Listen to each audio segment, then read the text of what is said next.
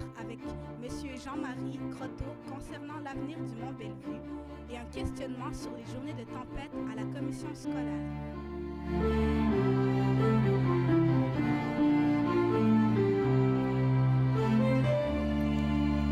Bonjour et bienvenue à cette nouvelle édition de notre bulletin de nouvelles. Un jeune garçon de 14 ans a agressé une jeune fille du même âge dans l'agglomération de Longueuil. Annie Coderre, Érika Jutras et Rosemane Gagnon se sont penchées sur ce sujet. Le SPAL, le service de police de l'agglomération de Longueuil, a procédé à l'arrestation d'un adolescent de 14 ans pour avoir agressé une élève du même âge à l'école anglophone Heritage Regional High School sur le chemin de Chambly dans l'arrondissement de Saint-Hubert.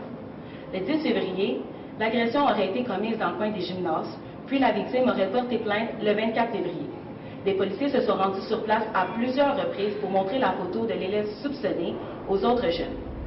Le garçon s'est finalement rendu de lui-même aux autorités le 6 mars alors qu'il a parlé aux enquêteurs. Il a été arrêté pour agression sexuelle, accusé, puis libéré en attente de la suite des procédures. Il doit aussi respecter certaines conditions, dont ne pas retourner à l'école en question, ne pas communiquer avec la ou les victimes et plus. L'agression est sous enquête ainsi que 2 autres dossiers toujours sous enquête commis par le même jeune. Les 2/3 des victimes sont âgées de moins de 18 ans et près de 8 victimes sur 10 connaissent leur agresseur. Selon l'Institut national de santé publique du Québec, environ la moitié de toutes les infractions sexuelles signalées à la police en 2012 et commises à l'endroit de jeunes de 12 à 15 ans et de 16 à 17 ans l'ont été par des connaissances du jeune. L'âge de ces auteurs présumés laisse croire qu'ils étaient des pères dans une proportion considérable, puisque 30% d'entre eux étaient âgés de 12 à 17 ans. C'était Rosemane Gagnon pour Ça des nouvelles. Marc-André Noël, Ariane Pomerleau et Catherine Landry ont rencontré M. Jean-Marie Croteau au regroupement du parc du Mont-Bellevue de Sherbrooke au sujet du changement de gestion qui s'effectuera le 30 avril 2017. À compter du 30 avril prochain, le parc du Mont-Bellevue changera de gestionnaire. Ce sera maintenant le regroupement du parc du Mont-Bellevue qui assumera la gestion. L'actuel propriétaire, Claude Adam, souhaite prendre sa retraite et transmettre les différentes connaissances. Le nouveau propriétaire prévoit plusieurs projets intéressants, tels que des rénovations et de nouvelles activités. Prévoyez-vous de nouveaux projets pour la prochaine année? Oui, ce sont des projets, et ce sont toujours des projets d'immobilisation, c'est-à-dire que l'argent est mis dans des équipements. Par exemple, le stationnement sur la rue Jogues n'est pas éclairé. Ça prend une sécurité pour y aller. On souhaite faire éclairer le... Il y a déjà des poteaux. Pour la saison été, aménagé sur ce qu'on appelle la terrasse. On pourrait avoir là un toit, des tables, des parasols, parce que c'est à l'étage de la restauration. Donc, c'est des projets. Depuis plusieurs étés, on engage donc des étudiants en environnement, en géométrique, en histoire, en écologie de l'université et du cégep pour guider des groupes. Donc ça va se répéter. On n'a pas de ressources pour répéter ces tours guidés-là. Nous avons très hâte de voir ces nouveaux projets. Ici Ariane Pomerleau pour la salle de nouvelles. Nos journalistes Marie-Ève et Tristia Rivard sont allés s'informer envers Guillaume Lacasse, enseignant à l'école de la Montée, sur le sujet suivant. Le personnel doit se déplacer lors des journées de tempête, tandis que les élèves ont l'obligation de rester à la maison. Avec les dernières journées de tempête, les enseignants ont mis la lumière sur le fait qu'ils doivent se rendre à l'école, tandis que les élèves peuvent profiter de cette journée. Les commissions scolaires croient qu'il faut faire la différence entre le personnel et les élèves, mais le syndicat de l'enseignement de l'Estrie ne l'entend pas tout ainsi. Nous avons donc questionné M. Guillaume Lacasse pour en connaître davantage. Pour quelles raisons devez-vous vous rendre à l'école lors des tempêtes? C'est pour la reconnaissance de notre temps. Nous, par exemple, une année scolaire, c'est 200 jours. Donc, on doit, à ce moment-là, donc, être au travail durant ces périodes-là, lorsqu'on est à temps plein, bien sûr. Êtes-vous pénalisé si vous ne vous présentez pas sur votre lieu de travail? Normalement, oui. On a un nombre d'heures, par exemple, fixe à faire. Oui, on doit se présenter. Sinon, il y a une partie qui est amputée sur la paye, généralement. Êtes-vous d'accord avec cette obligation? Si on était en 1925, je dirais oui, là, parce qu'il y a beaucoup de travail qui est fait à la maison. Puis s'ils décident de ne pas travailler une journée de tempête, par exemple, c'est sûr qu'il va le reprendre à quelque part. Comme j'ai mentionné précédemment, être enseignant, c'est de la correction, de la planification. Tout ça peut se faire, dans le fond, dans un contexte à la maison, dans le télétravail, avec aujourd'hui l'info nuagique, puis, etc.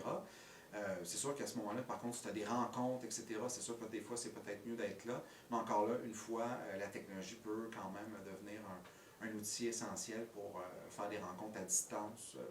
Cette entrevue. Ça fait plaisir. Ici Marie-Ève Tessier, à l'École de la Montée pour Salle des Nouvelles. Un Québécois nommé Wassim Bougadou a été arrêté en Turquie et serait soupçonné d'être un des membres de Daesh. Il ferait présentement objet d'une enquête de la GRC pour acte terroriste lié à un enlèvement de 2 Américains en Syrie. Il était dans un avion de l'aéroport d'une ville nommée Anana, en Turquie, près de la frontière de la Syrie, lorsqu'on l'a arrêté le 10 mars dernier. Les autorités turques croient que Wassim est un membre important du groupe armé de l'État islamique, qu'il entraîne des combattants en Syrie et qu'il a aussi financé l'organisation. La Société protectrice des animaux de l'Estrie recherche 850 000 $ pour un nouveau refuge afin d'avoir un meilleur endroit pour les animaux. Les animaux auront de meilleures cages, plus grandes et mieux aménagées. Des enclos extérieurs permettront aux chiens de se promener librement entre les deux zones, alors que les cages pour les chats seront adaptées et compartimentées. Le nouvel endroit va favoriser les adoptions selon l'organisme, grâce à une meilleure luminosité qui apporterait une ambiance plus chaleureuse, affirme la coordonnatrice du refuge, Manon Duval. En plus d'apporter une meilleure vie aux animaux du refuge, elle sera plus adaptée pour les travailleurs. Un Français a été arrêté suite à une tentation de foncer sur une foule avec sa voiture dans la ville d'Anvers, dans le nord de la Belgique. Dans sa voiture, l'autorité belge aurait trouvé un fusil ainsi qu'un bidon contenant une substance pour l'instant non déterminée. Il se serait engagé à vive allure sur la principale artère commerciale piétonnière. À cause de la vitesse à laquelle fonçait la voiture sur les piétons, certains ont dû sauter sur le côté. Cet incident s'est produit au lendemain d'une attaque terroriste qui a eu lieu à Londres. Depuis les attentats à Paris en novembre 2015 et depuis ceux de Bruxelles il y a de cela 1 an, la Belgique est maintenant placée au niveau 3 de menace sur une échelle de 4. Le projet de loi pour la législation du cannabis devrait être déposé dans à peu près 1 an. Cela inquiète les enseignants et les policiers qui cherchent à sensibiliser les jeunes à ne pas en prendre. Dans le rapport déposé en novembre dernier, l'âge légal pour se procurer la marijuana sera de 18 ans.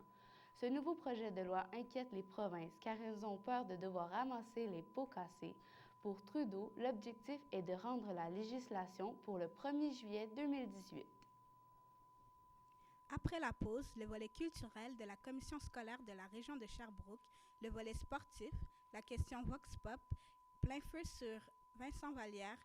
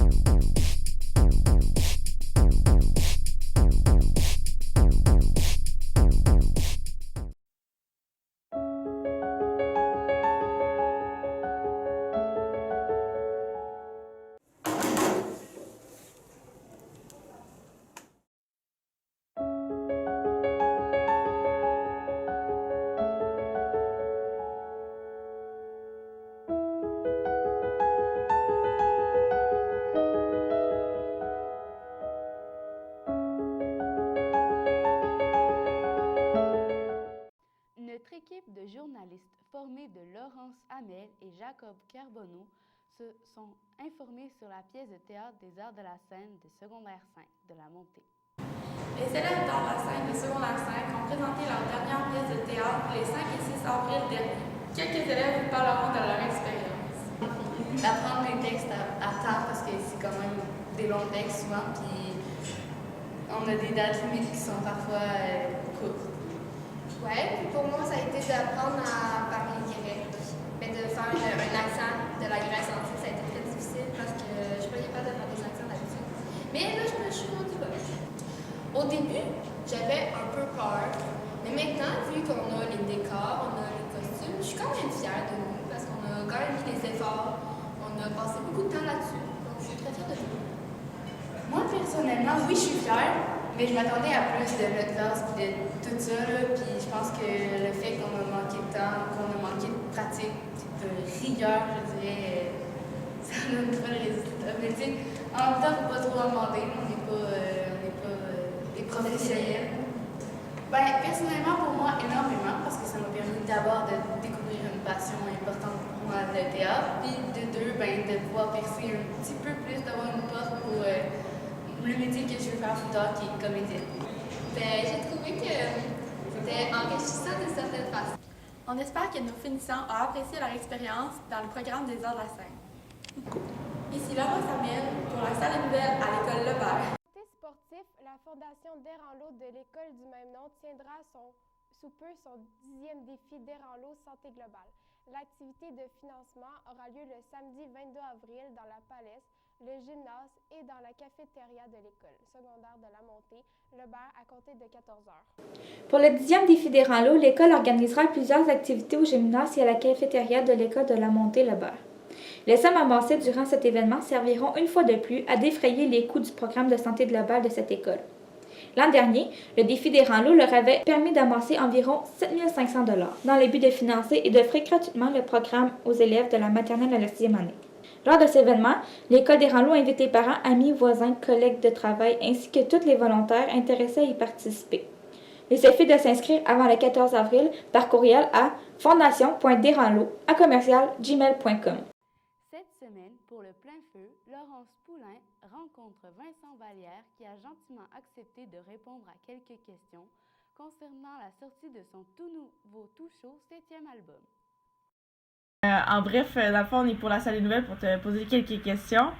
Fait que dans le fond, ma première question, c'est qu'est-ce qui t'a amené à aller plus vers une carrière en musique plutôt qu'en enseignement? OK, donc Laurence, pour répondre à ta question, ben moi j'ai au secondaire que j'ai commencé à jouer de la guitare. Ouais. Puis comme j'ai commencé avec des amis en secondaire 3, on a fait notre premier groupe. Puis assez rapidement, on s'est mis à faire des spectacles. Puis c'est vraiment au cégep que je me suis mis à rêver de faire carrière, de faire de la musique quand je me suis mis à écrire mes chansons. Puis je me suis dit, ah oui, ça pourrait être le fun de faire ça. Puis quand on a gagné cégep en spectacle, j'ai continué mes études en parallèle, mais à ce moment-là, je me disais, si j'ai une chance de faire un disque professionnel et des tournées, ça serait mon premier choix. Fait que le déclic, c'est vraiment fait entre le secondaire et le cégep. OK. Quel genre de conseils tu donnerais à ceux qui aimeraient avoir une carrière comme la tienne, mais qui ont peur comme de pas d'échouer, mais comme de pas plaire ou... Ouais, ben en fait, je suis pas vraiment le genre à donner des conseils parce que je trouve que les gens qui ont envie de, tu sais, comme vous autres, votre programme, c'est un programme de communication, c'est ça? Ouais. Ben, tu sais, comme dans des métiers comme ça, tu sais, vous et moi, on est un peu dans le même bateau, c'est des métiers publics souvent, tu sais, et donc des fois on est critiqué positivement, des fois négativement, mais ce qui est sûr, c'est que je pense que quand on a vraiment envie de faire ça, on trouve les moyens pour se rendre à nos fins. OK. Ben merci de nous avoir accordé cette entrevue-là. C'est vraiment cool, c'est vraiment des questions pertinentes, puis bonne chance, bonne fin d'année, puis bonne chance l'année prochaine dans vos projets. Ben merci toi aussi pour ton album. Là, c'est gentil, merci beaucoup, c'est bonne fin de journée. Merci. Pour la question Vox Pop d'aujourd'hui, Antoine Desruisseaux et Scholastique Nishiwe sont allés demander aux élèves de l'école quel est le pire poisson d'avril qu'ils ont vécu, vu ou fait. Aujourd'hui, la question Vox Pop est quel est le pire poisson d'avril que vous ayez vécu, fait ou vu? Une fois, j'ai déjà fait à croire à ma mère que j'étais enceinte pour le poisson d'avril. Puis au primaire, au poisson d'avril, je mettais des feuilles en arrière des gens dans le dos, puis je leur écrivais « frappez-moi ». Puis là, je les frappais tout le temps parce que j'étais rough au primaire. Une fois, il y avait un gars, il a fait croire à une fille qu'il aimait. Elle a dit moi aussi. C'était malade. Je pense qu'elle a genre déménagé ou je sais pas quoi là. J'étais au primaire. Puis là, les doutes, les blancs, sont arrivés. Puis genre, ils ont mis quoi dans mon chandail là? Comment on appelle ça? Un papier collant. Ils ont mis un poisson, genre, là, ils en ont mis beaucoup. Puis c'était écrit « Kick my ass ». Donc, le pire poisson d'avril, je pense, c'est de mettre du cellophane sur la toilette. Comme ça, quand les gens ils se réveillent puis ils vont faire pipi, ben, ils en mettent partout. Le pire poisson d'avril que j'ai jamais eu, c'est un de mes amis qui m'en faisait à toutes les années. Une année, il n'en a pas fait. Je te dis, je l'ai cherché longtemps. C'est le pire poisson d'avril que j'ai fait. Il y a 2 ans, j'étais dans un pensionnat, puis j'ai mis du poil à gratter dans le lit du responsable du pensionnat. Eh ben, le pire poisson d'avril que j'ai entendu, là, c'est, à ce qui paraît, quelqu'un avait mis des chocolats dans une boîte à lunch d'une fille. Mais il s'est rendu compte qu'en fait, c'était pas des chocolats qu'il y avait dans la boîte à lunch. Eh bien, moi, le pire poisson d'avril que j'ai fait, j'ai mis de la pâte à dents dans la nourriture à ma mère, puis j'ai reçu une gifle. Avec mes cousins, j'ai jeté le chat à ma grand-mère dans son puits.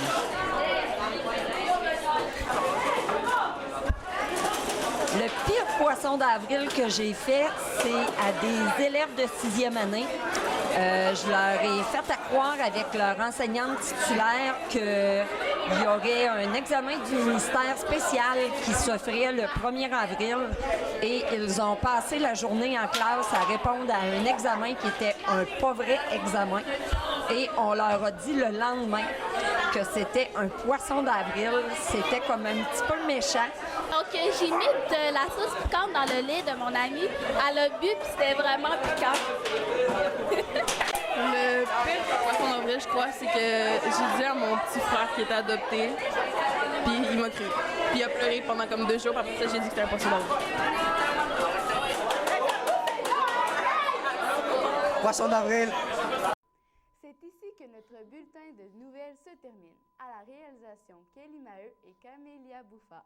Pour entendre l'entrevue complète de Vincent Vallière, veuillez aller sur notre page YouTube. Et au pupitre, Amélie Lapierre et moi-même, Ariane Métaillé. Prenez le temps de consulter le générique, vous verrez le nom de tous les collaborateurs. Merci d'avoir été des nôtres et à la prochaine.